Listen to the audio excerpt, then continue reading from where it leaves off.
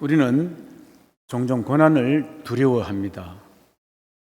예기치 않는 환난이 닥쳤을 때에 왜 나에게 이런 일이 일어나지 하면서 아주 불행하게 생각합니다.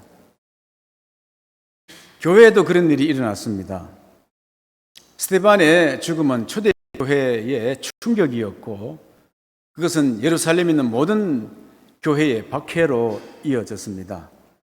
사람들은 흩어지게 되었으며 집과 재산과 또 직장을 다 잃어버리게 되었습니다. 그 가운데 어떤 사람은 속으로 이렇게 생각했을 수도 있습니다.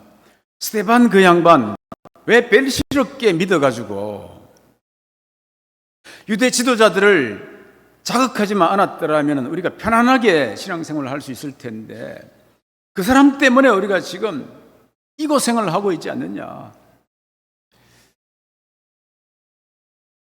사람에 따라서 또 그런 생각할 만한 사람도 있겠지요. 그러나 성경과 역사는 그 반대로 증언합니다. 스데반의 피가 떨어진 그 자리에서 복음의 씨앗이 솟아나서 복음이 더 멀리, 더 넓게 전파되었다. 이렇게 말합니다. 하나님은 우리의 고난이라는 도구를 사용하셔서 교회를 더 넓게, 더 멀리 확장시켜 나아가신 것입니다. 오늘 본문 시작은 박해로 시작되지만 본문 마지막 끝부분에 어떻게 기록합니까?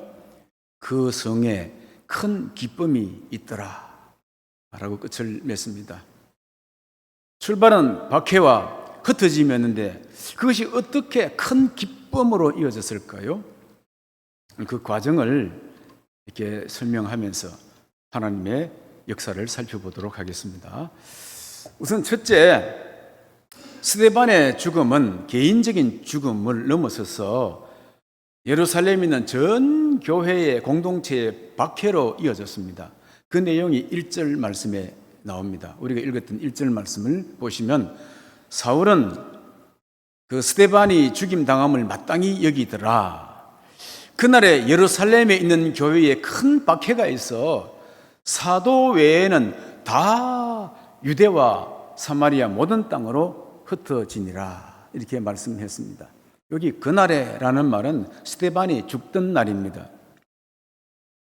그날에 어떤 일이 있었느냐? 스데반만 죽는 게 아니고 예루살렘에 있는 모든 교회에 큰 박해가 일어났다. 이렇게 기록하고 있습니다. 지금까지는요, 기독교인들이 핍박은 받아도 교회에 대해서 박해는 유대인들이 하지 않았습니다.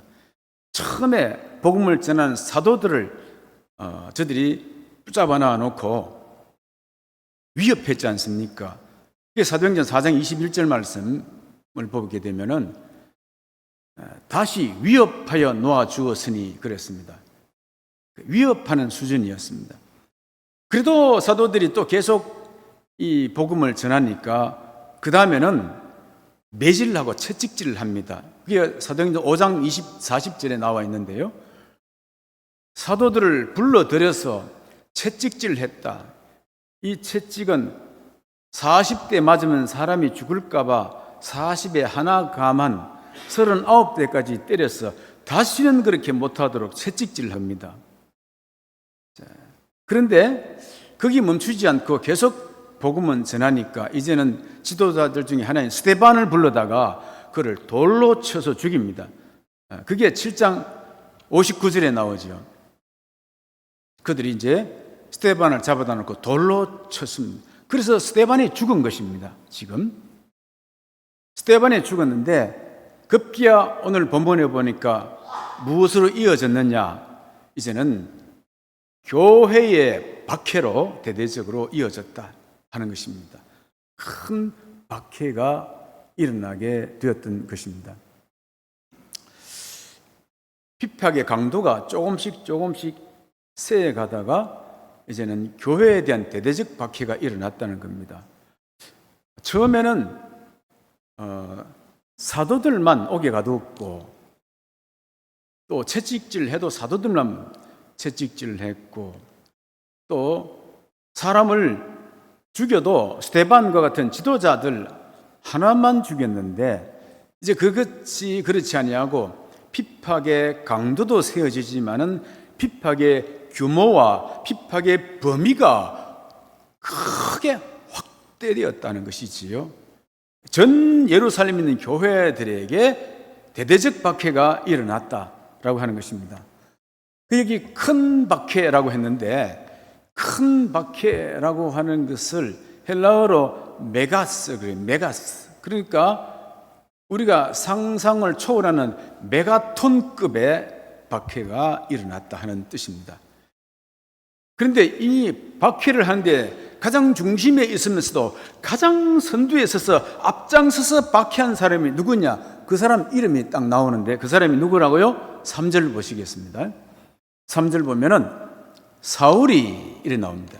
사울이 교회를 잔멸을 할세 각 집에 들어가 남녀를 끌어다가 옥에 넘기니라 그리 했습니다. 사울이 앞으로 어떻게 될 것인지 주목해 보시면 되겠습니다. 사울이 교회를 잔멸한다. 이게 잔멸한다는 말은요, 우리가 동물왕국을 보면은 사자가 얼룩말을 사냥하다가 쫓아가서 뛰어들어서 목을 물고 늘어집니다. 그 다음에는 얼룩말이 이제 숨이 멎으면은 머리에서부터 발끝까지 뼈만 남기고 살은 다 발라먹습니다. 이걸 잔멸이라고 합니다. 잔멸. 그러니까 사울은 그만큼 교회에 대한 정오심을 가지고 교회를 없애려 했던 것입니다. 어떻게 이제 잔멸을 했느냐? 각 집에 들어갔다는 거예요. 각 집에 들어갔다. 그 당시는 교인들이 이렇게 함께 예배드릴 예배당이 없었습니다. 120명이 복음을 듣고 3,000명이 되었고 3,000명이 복음 듣고 5,000명으로 늘어났는데 한꺼번에 예배드릴 예배당이 없으니까 어떻게 했습니까? 12사도와 집사들을 중심으로 처음에 120명의 문도 중심으로 각 집에 들어가서 그렇게 해서 30명씩, 50명씩 각 집에 들어가서 예배 드린 것이지요. 그러니까 그 정보를 안 이제 사울이 어떻게 합니까? 수색대원들을 거느리고 집집마다 이잡듯이 들쑤시고 들어가서 그들을 다 잡아내는 것입니다. 그렇게 해서 옥에 넘겨 가두는 것이지요. 집집마다 이잡듯이. 그랬으니까 사울의 눈에는 어떻게 했습니까? 그냥 눈이 미쳐 있는 것이지요. 하나도 놓치지 않고 다 잡으리라. 그렇게 해서 집집마다 들어간 거예요. 그리고는요, 저기 보면은 남녀를 다 끌어냈습니다. 이 말이 무슨 말이냐면은 그 당시 유대 전통적으로 보면은 여자와 아이들은 손대지 않았습니다. 모든 사회적 활동들이 다 남성 중심이었거든요. 그러니까 책임이 다 남자가 있고 여자와 아이들은 집안에만 있었단 말이죠. 그러니까 뭘 해도 남성들이 문제지 여성들과 아이들은 문제가 안 되는 겁니다. 그런데 이 사울은 뭐 했다고요? 기독교 종교인들은 여성들도 똑같이 믿는다. 그렇게 해서 손대지 않았던 여자들까지도 남자들과 함께 다 끌어내서 질질질 끌려 나갔을 거야. 그래서 옥에 집어넣었다. 이런 것이지요. 그러니까 사울의 생각은 이참에 이런 겁니다. 이참에 아예 교회 씨를 말려버리겠다. 이런 생각이지요. 이렇게 박해를 했습니다. 사울이 무슨 고난으로 이렇게 했는가? 자기 개인의 정오심 갖고는 한 것이 아니고 우리 국회와 같이 그 국회는 사내들인 공회라고 했는데 그 공회는 사법권을 가지고 있고 정치, 입법권을 다 가지고 있는 것 아니겠습니까? 그 사내된 공회에서 그 권한을 준 것입니다. 그 공문을 받아가지고 그렇게 해서 수색을 하는 것이지요. 그리고 사울 자신도 사내된 공회의 공의원이었습니다. 그러니까 중심이면서도 가장 앞장서서 이제 교회를 이렇게 박해했던 사람입니다. 인간적인 생각으로 보면은 야 이제 교회 완전히 끝장났다. 교회는 끝났다. 이렇게 생각되어집니다. 아니 끝나야 했습니다. 근데 그 교회가 끝났습니까? 그 교회는 2000여 년간 계속 이어져 오고 있고 지금도 있고 더 확장되어지고 지구 종말 때까지 역사의 종말 때까지 교회는 그대로 건재하게 될 것입니다. 왜냐하면 하나님이 세우셨고 하나님이 지키시기 때문에 그렇습니다. 그 누구도 교회를 없앨 수가 없는 것입니다. 이제 사내들인 공회와 사울이 이렇게 예루살렘 교회를 박해하자 그 다음 어떤 현상이 일어났는가 살펴보겠습니다. 1절 다시 보면은요, 사도들 외에는 12사도들 외에는 다 믿는 사람들이 유대에 있는 모든 땅, 사마리아에 있는 모든 땅으로 흩어지니라 그래 했습니다. 여기에 잠시 우리가 신앙인들이 박해받을 때 어떤 태도를 가져야 되는가 하는 것을 팁으로 말씀드리면요, 지금도 북한에서 공산권에서 이슬람 세계에서 기독교인들이 엄청난 박해를 받고 있지 않습니까? 그런데 우리가 정상적으로 언론을 통해서 민주적 질서에 따라서 불의에 대해서 저항할 수 있으면은 저항할 그 방법으로 저항을 해야 됩니다. 그렇지만은 이렇게 민주적 절차에 따라서 이렇게 저항하지 못한다고 해가지고 폭력을 행하거나 살인을 행하거나 테러를 저지르거나 이런 식으로 저항해서는 결코 되지 않는 것입니다. 왜 그렇습니까? 우리는 사랑의 복음을 전하는 사람들인데 상대 쪽에서 불의를 행한다 해서 그와 똑같이 폭행을 행하고 기물을 부수고 그리고는 살인을 저지르고 이렇게 저항하면은 자, 그렇게 저항을 한 나머지가 뭡니까? 사랑의 복음이 남겠습니까? 그렇게 저항한 모습을 보고 어느 누구가 사랑의 그리스도교를 우리가 믿겠다고 하겠습니까? 그러니까 절대로 감정적으로 싸워서 되지 않는 것이고 흥분해서 되지 않는 것입니다. 민주 절차적으로 절차적으로 저항할 수 있는 길은 우리가 하되 그런 일이 그렇게 하는 방식이 없을 때는 어떻게 합니까? 그거는 피하는 일밖에 없습니다. 그래서 이때의 이 당시의 사람들이 전부 다 그 박해를 피해서 유대와 사마리아 모든 땅으로 흩어지게 된 것입니다. 흩어졌다. 자, 그 다음에는 여기에 흩어졌다는 말을 조금 생각해 보겠습니다. 흩어졌다는 말, 자, 농부가 씨를 흩뿌리는 것을 생각해 봅시다. 씨가 자발적으로 흩어집니까? 아니지요. 씨는 자기 마음대로 흩어지는 게 아닙니다. 흩뿌려지는 것 같은데 농부의 손에 의해서 뿌려지는 것입니다. 농부는 생각 없이 아무데나 던지는 게 아니지요. 계획에 따라서 목적과 의도를 가지고 씨를 뿌리는 것 아니겠습니까? 자, 그렇다면 우리 성도들의 고난을 한번 생각해 보십시다. 성도들 입장에서는 마치 씨처럼 고난이 오면 우리는 어쩔 수가 없습니다. 이제 돈이 떨어지면 굶어야 되는 것이고 병이 들면 아파야 되는 것이지요. 또 뭐 어떻게 합니까? 핍박을 누가 하면은 핍박을 당할 수밖에 없습니다.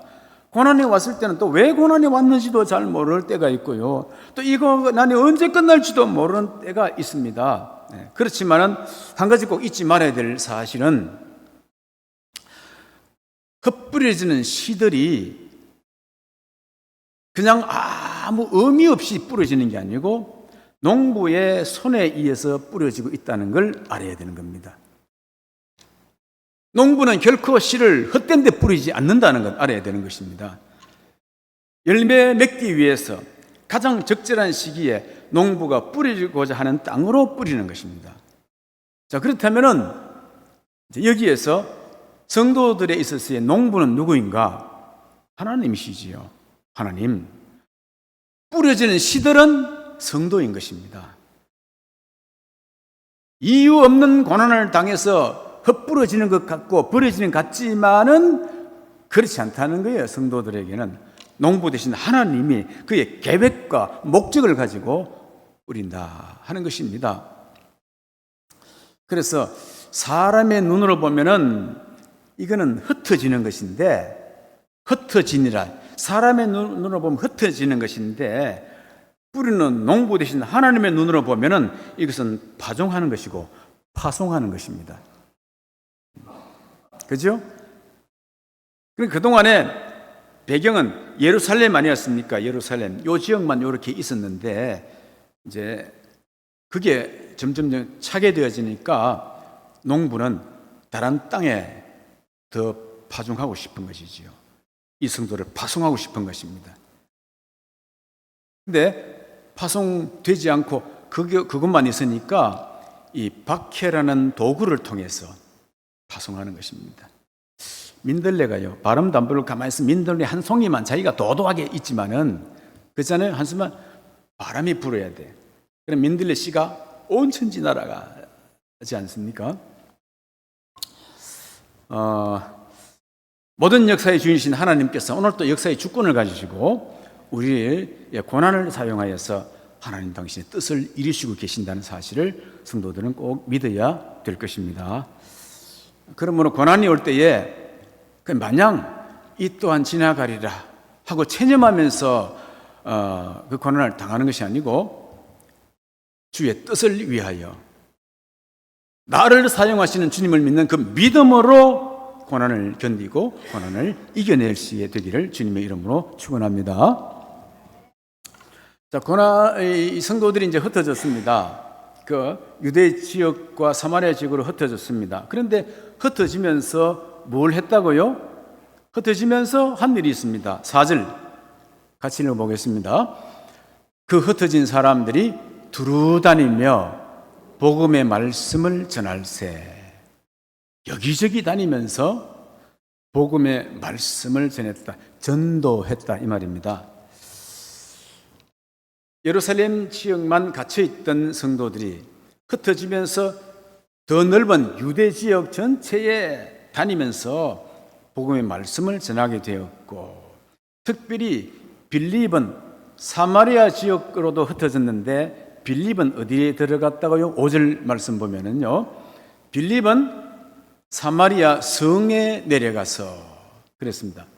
사마리아 전 지역으로도 흩어졌지만은 빌립은 주변 도시가 아니라 중심 도시, 사마리아 중심 도시에 들어가서 예수 그리스도를 백성에게 전했다라고 말씀하고 있습니다.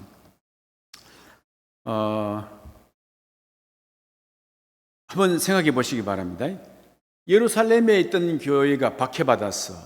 그다음 이제 유대로 흩어지게 되어지고 그 위쪽에 있는 사마리아 지역까지 흩어지게 되었습니다.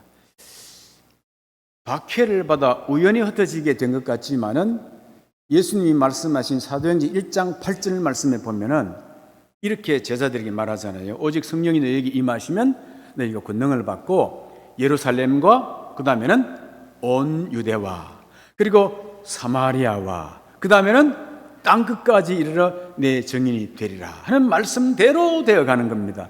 그러니까 농부 되신 주님께서는 지금 분명히 자기 계획대로 의도대로 지금 성도들을 파송하고 있다, 뜻을 이루고 있다는 것이 분명히 드러나지 않습니까?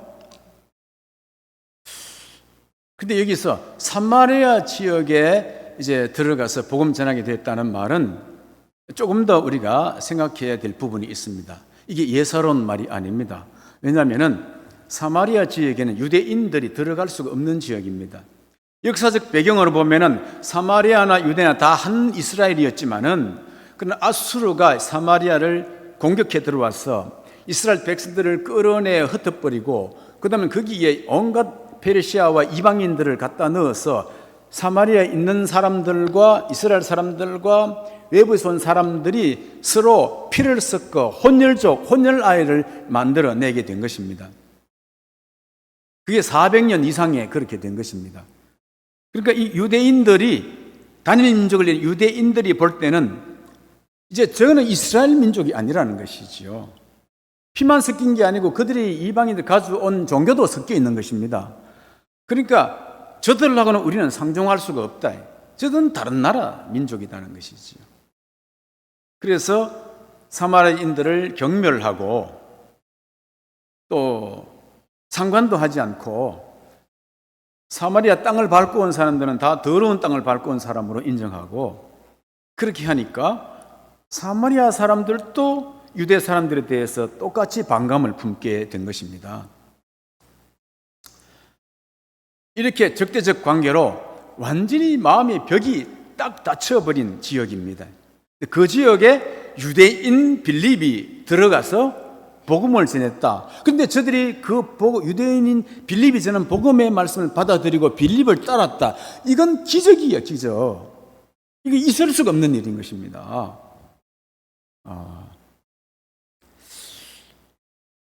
자, 이런 것을 볼 때에 어떻게 그렇게 이런 일이 일어났을까?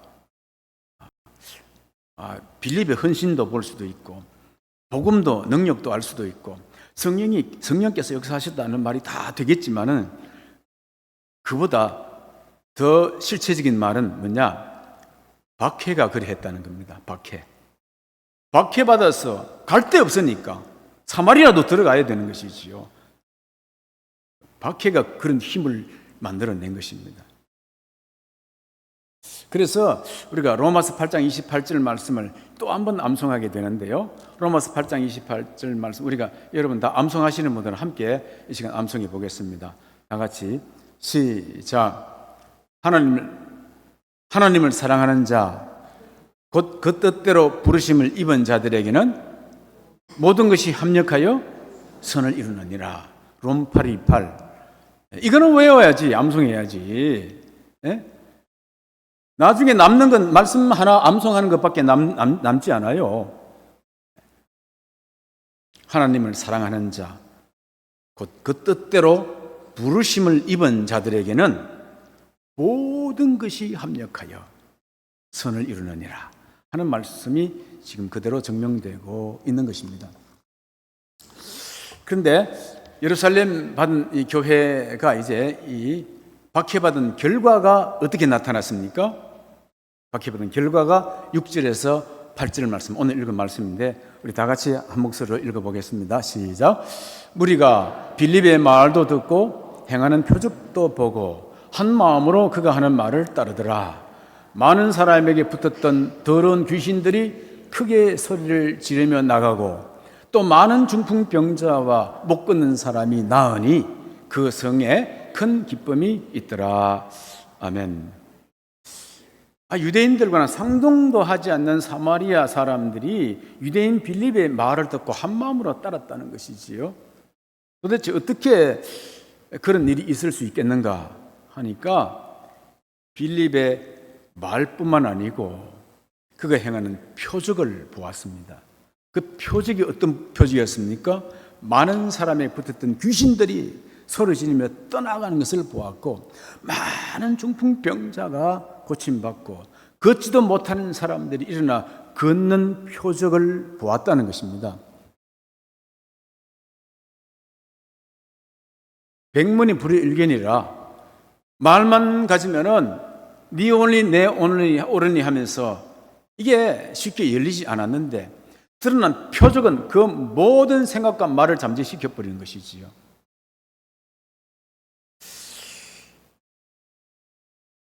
한번 생각해 보시기 바랍니다. 나의 가족 중에서 누군가가 어릴 때부터 귀신에 사로잡혀 가지고 늘 엉뚱짓을 하고 사고치고 다니는데 그 귀신이 떠나갔다. 원수 같은 사람이 있어. 집안 대대로 내려오는 원수 집안이야. 그래서 속도 상하고 마음도 상하고 마음의 문을 닫아버리고 쳐다도 안 보고 이리를 갈고 그랬습니다. 그런데 그런 원수가 어느 날 왔어요. 평생 중풍병으로 누워서 고생하는 우리 어머니를 그가 와서 기도하고 병을 낫게 했습니다. 또 누굽니까? 내 아이가 날 때부터 장애를 입어서 걷지 못해 평생 부모 마음에 한이 되었는데 그 어떤 그리스도인이 와서 기도하고 그 아이가 벌떡 일어나 걷게 만들었습니다. 그 한 사건은 집안 대대로 지난날의 모든 섭섭한 마음과 악한 마음과 원수 같은 마음, 미워하는 마음들을 싹 무너뜨려 버립니다. 그렇죠? 그런 일이 벌어진 거예요. 그런 일이. 지금 여기 보면은 큰 기쁨이 그 성에 있다고 했는데요. 이 큰 기쁨이란 말은 역시 메가톤급 기쁨이 사마리아 성 중심 도시에 전부 다 일어났다는 것입니다. 그 기쁨의 차원이 어떤 것이냐? 세 가지인데 첫째는 영적 해방의 기쁨입니다. 영적 해방의 기쁨. 악령에 일러서 사로잡혀서 억눌려 살아가던 사람들이 거기서부터 자유를 얻게 되어지지요. 해방되는 그 놀라운 기쁨이고, 두 번째는 육체의 치유의 기쁨인 것입니다. 중풍병으로 또 장애로 그 외에 많은 질병으로 고통을 당하면서 살았는데 그 병이 떠나고 치유되는 기쁨이 일어나게 된 것이지요. 거기에다가 더 하나는 뭐냐? 관계 회복의 기쁨인 것입니다. 그렇게 악감정을 가지고 으르렁거리고 미워하고 보기만 보면 밥맛이 없고 했던 사람들이 그 관계 벽이 담이 허물어진 것입니다. 저 세상 밖에 있는 사람들은요, 때때로 서로 싸워도 정신이 없는 상태를 만들어가 화해합니다. 서로 한잔 해가지고 술 취해진 상태에서는 그냥 정신없이 서로 이제 또 화해해요. 그래 버리면은 지난날 싸웠던 것도 다 화해되는 경우가 있어요. 우리 성도들은요, 한번 누가 싸웠다 그러면 평생 갑니다. 그게. 그런 사람들 술 좀 마시고 취하세요. 아이고, 술도 안 마시고 다 있으니까 화해가 안 되는 거야. 막 계속 가. 가장 넓은 마음을 가져야 될 그리스도인들, 가장 넓은 마음을 가지고 있으면서도 가장 좁은 옹졸한 마음을 가져서 이거 다 요래 끝까지 가요. 이거 극복해야 돼. 알코올 마시지 말고 성령의 술을 마시고 여러분 담이 허물어지기를 주님의 이름으로 축복합니다. 그 관계가 회복되는 것은요, 그래야 주님과의 관계가 회복되는 기쁨을 진정으로 느낄 수 있는 거 아니겠습니까? 이게 그리스도인의 세계구나. 이게 십자가 사랑의 세계가 이런 것이구나. 이걸 우리 삶 속에서 증명하며 살아야 되지 아니겠어요?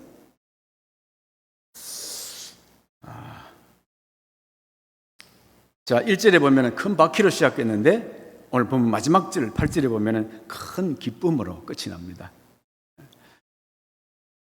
세상은 예수만 죽이면 끝난다고 생각했어요.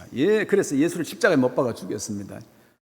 예수만 죽이면 끝난다고 생각했는데 그렇지 않고 예수님 죽으니까 예수님 똑 닮은 사람이 일어나, 베드로가 또 일어났고 큰 능력을 행하고 복음을 전하고, 저 베드로 잡아 건감하면 될 거라 생각했는데 또 스데반이 일어나요. 스데반이 일어나서 더 크게 복음을 전하고 스데반은 돌로 쳐 죽여버렸습니다. 끝날 줄 알았지만 이제 빌립이 일어나고 그 다음에는 누가 일어납니까? 여러분, 이렇게 앞장서서 중심에 서서 이잡듯이 샅샅이 기독교인들을 박멸하고 씨를 말려버리려고 했던 그 사울이 변화되어서 아시아와 전 유럽에 복음을 전하는 바울이 된 거 아니겠습니까? 그러니까 하나님이 하시는 일은 이게 말릴 수가 없는 것입니다. 교회를 박멸한다? 박멸할 수가 없어요. 하나님의 신비한 역사, 기적적인 섭리, 사람은 청량할 수도 없고 망할 수도 없는 것입니다.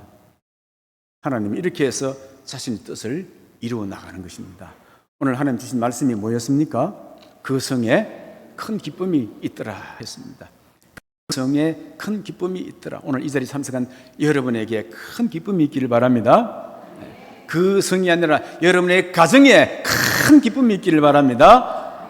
더 나아가서 여러분이 미워했던 사람들, 그리고 여러분이 복음을 전해야 될 그 사람들, 그 지역에도 여러분을 인하여서 큰 기쁨이 있게 되기를 우리 주님의 이름으로 축원합니다. 기도하겠습니다. 하나님, 오늘 말씀을 통하여서 우리에게 참된 기쁨이 어디서 오는지 말씀해 주시니 감사합니다. 스데반의 피 흘림이 헛되지 않고 박해가 오히려 복음의 불길을 넓게 퍼뜨린 것처럼 환난 속에서도, 고난 속에서도, 어려움 속에서도 복음을 계속 담대히 전하는 교회가 되게 하여 주시옵소서. 박해와 고난이 두려움이 아니라 파송의 통로가 되게 하시고 다친 마음과 굳은 영혼들이 성령의 역사로 열리는 일이 일어나게 하여 주시기 원합니다. 우리 가정과 지역사회와 이 땅에 다친 마음이 복음을 받아들여서 사마리아 성에 임한 것 같은 하나님의 은혜가 나타나게 하여 주시옵소서. 우리 공동체에 큰 기쁨이 있게 하옵소서. 악령이 떠나고 병든 자가 고침을 받고 상처 입은 자가 회복되며 예배 가운데 하늘의 기쁨이 충만하게 하여 주시옵소서. 예수님 이름으로 기도하옵나이다.